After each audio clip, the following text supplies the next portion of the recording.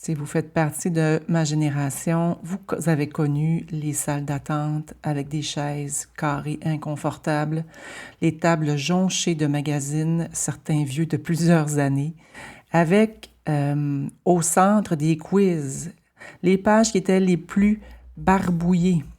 Alors, je vous pose la question en début de podcast.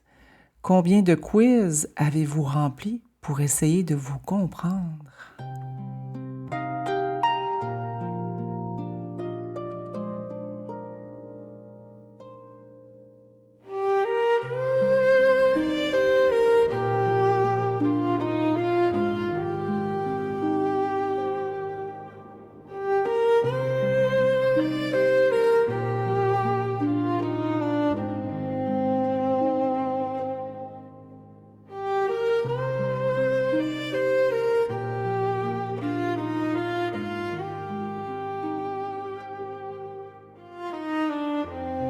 Christine Saint-Laurent, au micro du podcast Au-delà des tendances. C'est drôle, j'ai les frissons à commencer le podcast.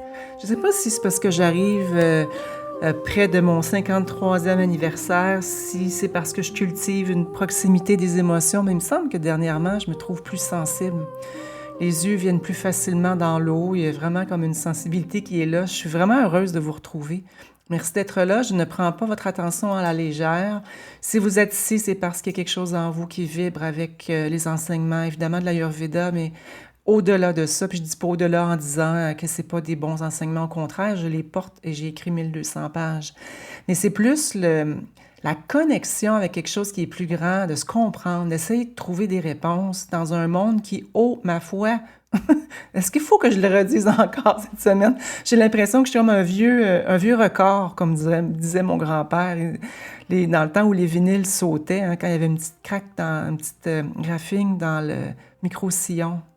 Et ça donne mon âge hein, quand même, mais je vais le dire en partant, j'ai 53 ans, je suis non, 52, et je suis grand-mère.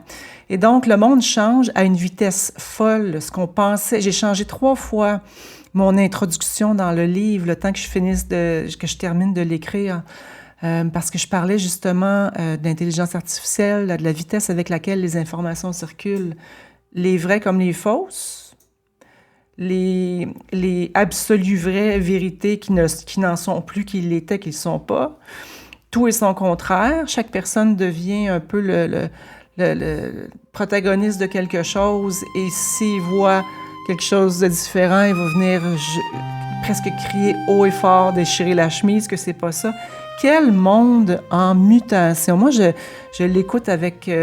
j'observe avec un pas de recul. Et j'avais vraiment la réflexion avant d'ouvrir le micro. Si je vous pose la question, est-ce que vous vous sentez en ce moment surchargé d'informations? Est-ce que vous vous sentez happé par ce changement-là? Est-ce que vous sentez que ça influence votre énergie, votre espace mental, votre sensibilité? Comment est-ce que vous la vivez, cette transformation planétaire humaine-là, en ce moment?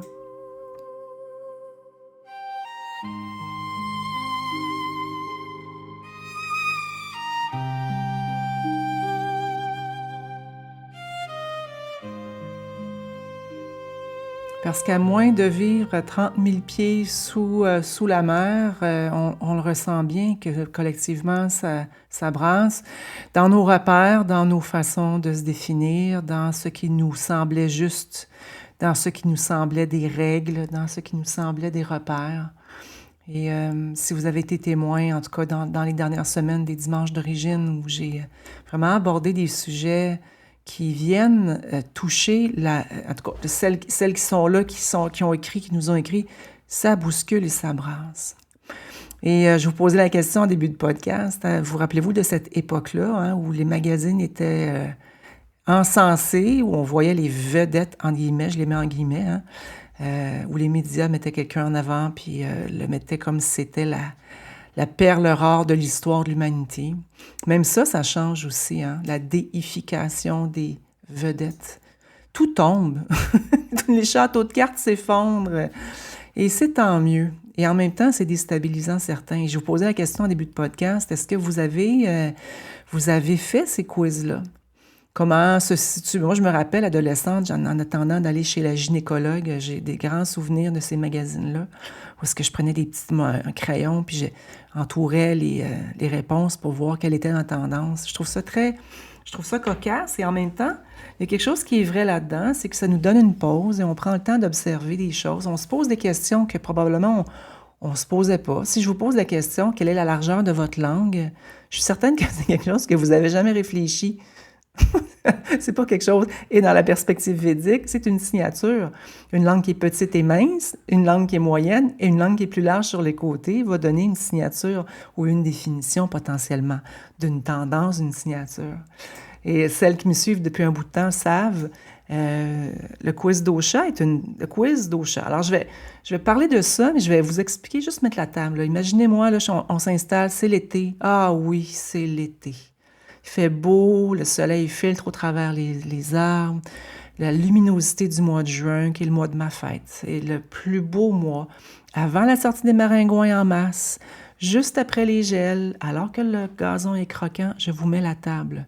Pour vous expliquer, c'est quoi exactement le quiz des doshas, D-O-S-H-A, qui est un mot sanskrit, védique, qui veut dire signature unique. Alors, je mets la table, je mets les verres, les assiettes, et je vous invite à entrer un petit peu dans ce monde-là.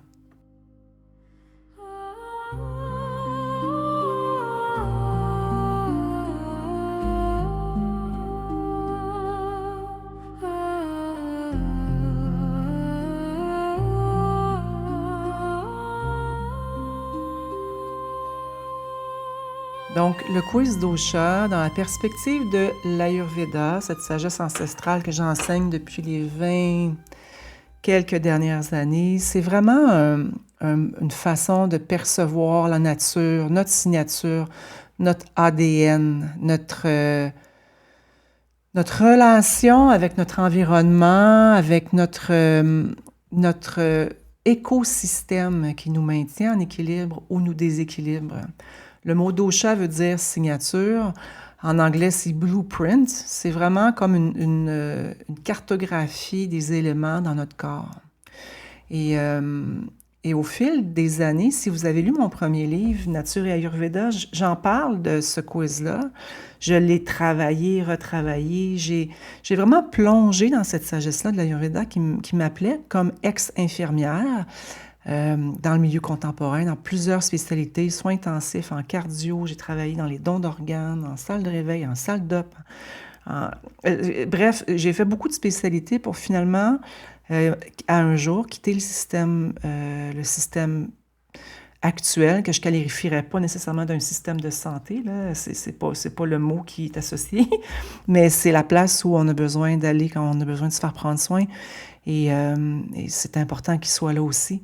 Mais bref, quand j'ai quitté le système, j'ai réalisé qu'il y avait des trous et qu'on devait aller voir autre chose. Bref, ça m'a mené à un chemin qui m'a amené finalement à m'installer sur une terre agricole, revenir à la nature, ancrer les mains dans la terre, comprendre l'agriculture, découvrir les plantes médicinales, l'aromathérapie, les tisanes, la calendule, les plantes. Et l'Ayurveda, naturellement, c'est offerte à moi comme un coffre au trésor incroyable.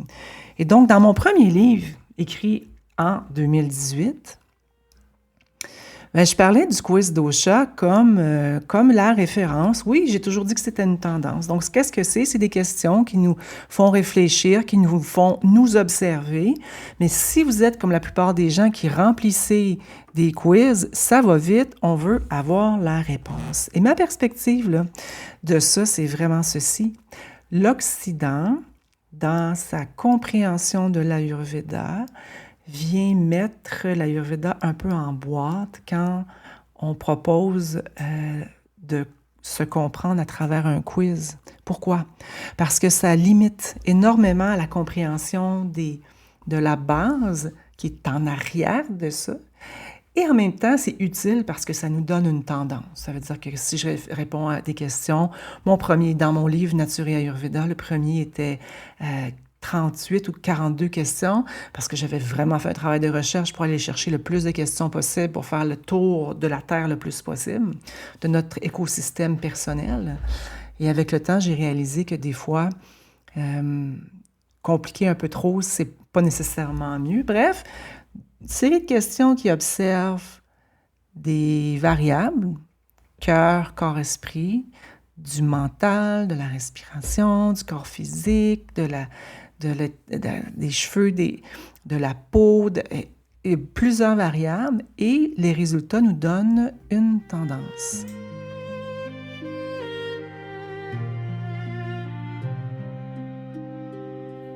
C'est quand même très intéressant parce que ça nous donne une intention de cartographier ou de comprendre un peu plus l'état de nos gencives, notre bouche, de la langue. Est-ce qu'on a les cheveux secs ou pas? Est-ce qu'on a plus de feu? Est-ce qu'on a des...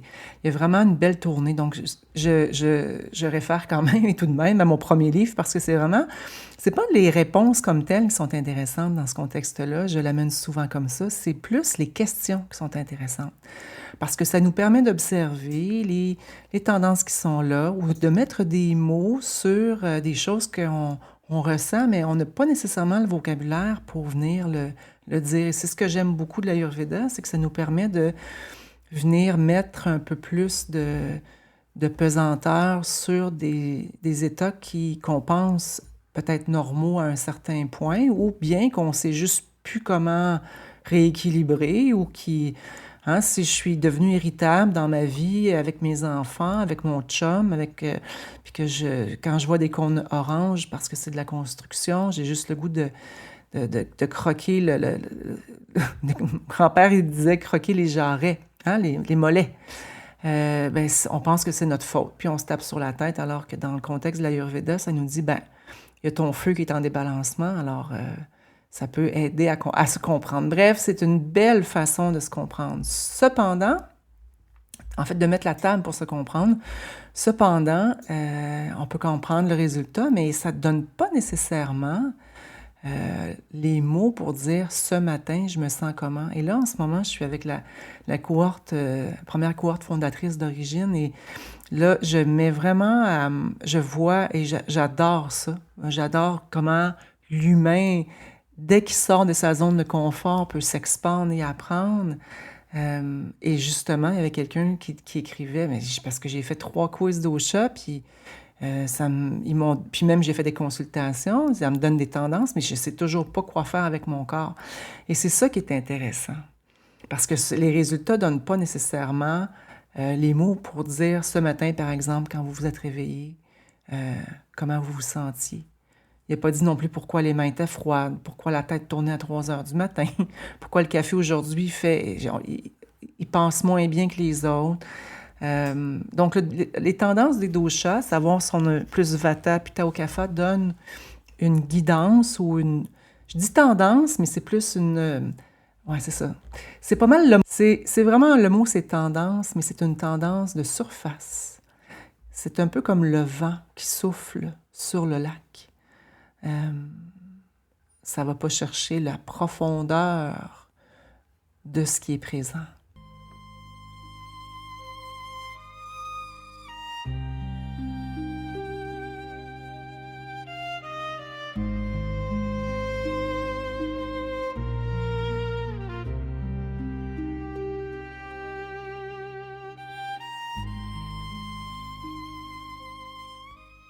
Parce que ça ne tient pas nécessairement compte des saisons dans lesquelles nous sommes, des éléments qui sont présents, des cycles de nos vies qui sont aussi chargés de ces éléments-là. Il y a vraiment beaucoup de variables qui ne sont pas prises en compte, et moi, j'aime aller à la racine. S'il y a quelque chose que j'aime, puis l'exemple que je donne souvent, c'est le chien-dent, hein, cette herbe-là qui fait comme du gazon, qui pousse comme une mauvaise herbe, qui est vraiment très dense si on ne l'enlève pas, mais qui peut avoir des ramifications très longues, avec des petites radicelles qui vont vraiment l'ancrer. C'est long, désherber. Je me rappelle les filles dans le mandala en arrière de chez moi sur où on a bâti le mandala ayurvédique il y a quelques années, quand elle désherbait, des fois c'était des heures, mais d'une patience d'ange pour aller trouver la racine mère de la cause. Et ça marche, parce que si on fait juste tirer, ça repousse. Si on va chercher la racine, on repart avec la solution. Et bref, ce langage-là, donc, ça se passe par des qualités, ça se passe par des qualités, pas bon ou mauvais, beau, pas beau, fin, pas fin. C'est pas ça nécessairement, c'est que la, la perspective, le texte de Charaka Samhita, qui est vraiment un des fondements de l'Ayurveda. Moi, j'aime dire que c'est écrit il y a 1500 ans. Il faut se rappeler aussi que l'Ayurveda, c'est plus vieux que ça. C'est des 5-6 000 ans. Hein, c'est vraiment loin. Et ça veut dire celui qui marche. Charaka, ça veut dire celui qui marche, le voyageur. Ça veut dire celui qui va un petit peu comme un pèlerin, comprendre sa posture, ses qualités, ses réactions, puis le chemin de celui qui a envie de s'éveiller, en fait. Et donc, c'est pas une seule personne, c'est un ramassis, on peut dire ça comme ça, mais vraiment une compilation de textes. Et c'était des médecins itinérants de village en village qui portaient la médecine. Et on se rappelle que ces médecins-là étaient payés pour le nombre de villageois qu'ils gardaient en santé. Moi, c'est une phrase que j'ai donnée dans plusieurs entrevues radio, télé, et que j'aime beaucoup ramener. Parce que ça montre, hein? Il y a tout et son contraire. Et c'est pour ça que nos repères tombent, parce qu'il va y avoir des nouveaux repères qui vont se créer. Il y a aussi ça à se rappeler. Bref, aujourd'hui, on reste dans le rapport des qualités. Et Charaka, donc, c'est ce texte-là qui est d'érudit, qui a été le fruit d'une transmission de plusieurs hommes. C'est quelque chose que l'Occident oublie au passage quand on découvre l'Ayurveda. Et là, je le vois de plus en plus. Il y a 20 ans, quand j'ai commencé à écrire, au Québec, il n'y a personne qui parlait de l'Ayurveda. La France était déjà avancée. Il y avait beaucoup de plusieurs articles. Il y avait une communauté plus présente qui découvrait ça. Mais au Québec, c'était très minime. Donc, j'étais pas mal la seule sur la sellette de parler publiquement, même d'aller dans les télévisions de grande surface, si je peux dire, des grands médias pour en parler. C'était quelque chose de nouveau. Maintenant, ça l'est moins, mais c'est le but un peu de ce que je parle aujourd'hui, c'est de ramener... C'est important de ne pas bâcler ou de ne pas juste couper ce qui fait notre affaire puis de jeter avec le bébé avec l'eau du bain de ce qui ne nous convient pas. C'est beaucoup plus que les doshas de l'Ayurveda. Ça veut dire que ça va toucher tout ce qui est vivant dans notre écosystème extérieur-intérieur, dans notre énergie vitale, dans nos pensées, dans notre corps. Et tout ce qui est vivant est composé de qualités. Dans notre assiette, le matin, dans l'estomac, dans l'estomac le matin au réveil, sur la langue, ce qui s'est déposé aussi, tout ce qui nous entoure a des qualités. Et nos relations ont des qualités, des relations qui sont plus lourdes, plus légères, plus passionnelles et qui se consomment plus facilement aussi. Nos pensées ont des qualités, des fois c'est plus lourd, des fois c'est plus dense, des fois c'est plus noir, des fois c'est plus léger, c'est plus lumineux. Bref, dans le Charaka Samhita, ça nous sépare vraiment le monde à travers les qualités. Et si je vous partage juste quelques-unes, juste en lourd et léger, chaud et froid, c'est le principe des opposés qui se connectent. Alors c'est pour ça qu'on vit autant de turbulences. Tout est son contraire. Tout ce qui est blanc, tout ce qui est noir, le beau et l'opposé, c'est le monde est fait pour être en opposition dans le sens où les qualités, c'est chaud ou c'est froid, et tout ce qui existe entre ça, c'est des nuances.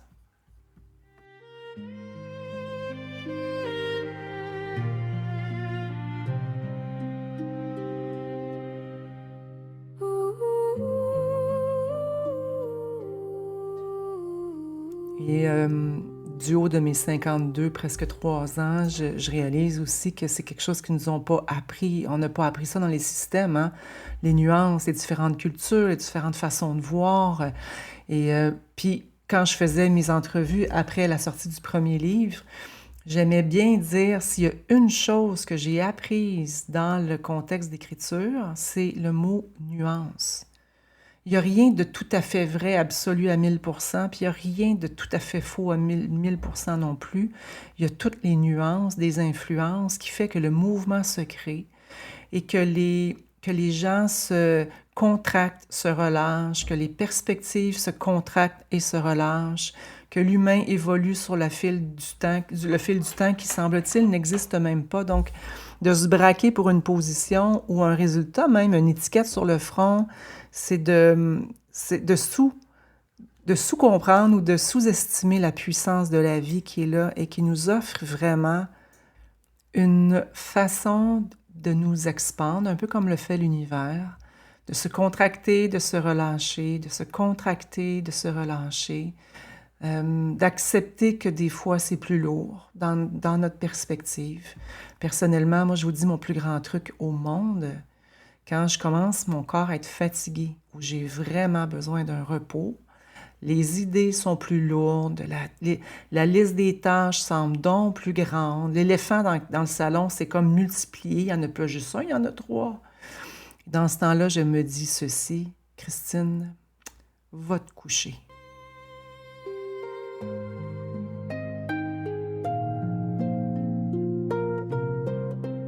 Et je pense que c'est la phrase la plus sage que je me suis dite, parce que ça donne rien d'essayer d'aller contre nature. Quand le corps a besoin d'un repos, quand le corps a besoin d'un reset, c'est le temps de lui donner et lui offrir. Alors, j'espère qu'aujourd'hui, on a pu faire juste mettre la table sur attention de ne pas s'étiqueter, se peinturer dans le coin.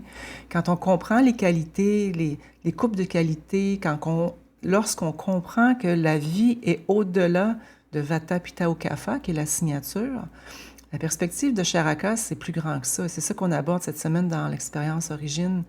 D'ailleurs, ce podcast-là va être livré aux participants parce que je trouve que ça fait une belle perspective. Ça nous donne enfin un espace, premièrement, pour s'observer. Deuxièmement, arrêter de penser qu'on est tous pareils. Hein? On vient d'un système, et je vais faire une petite parenthèse là-dessus, on vient d'un système qui nous a appris dès la maternelle ou même la garderie, tout le monde en même temps, on s'assoit, tout le monde mange en même temps, tout le monde dort en même temps, tout le monde écrit. Et on a appris aussi à l'intérieur de ces systèmes-là à se compétitionner, à avoir des notes pour être la meilleure de la classe. Il n'y a rien de tout ce que je vous parle dans ce micro-là qui a été enseigné non plus. Donc, c'est important de comprendre que cette perspective humaine-là, de se comparer, d'avoir des fois des lourdeurs, comme mon Dieu, ça fait partie de ce qui nous a été inculqué. Et quand on ouvre le coffre au trésor de l'Ayurveda, ça nous donne des mots MOTS pour mettre des mots MOTS sur les mots MAUX parce que ça nous donne des perspectives de nuances qui fait que on se perçoit comme quelque chose qui est en constante évolution et que lorsqu'on comprend ces qualités-là, on est capable de venir les réajuster.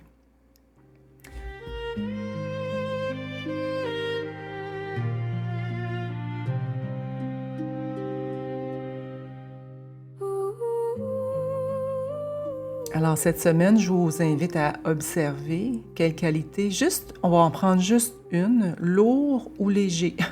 Cette pensée-là, est-ce qu'elle est lourde? Est-ce que c'est léger?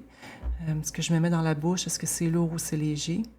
Ce que je me mets comme pression, est-ce que c'est lourd ou c'est léger? Ma liste de choses à faire, est-ce qu'elle est lourde ou elle est légère? Juste d'essayer et de s'amuser à observer ça, c'est une belle clé. Et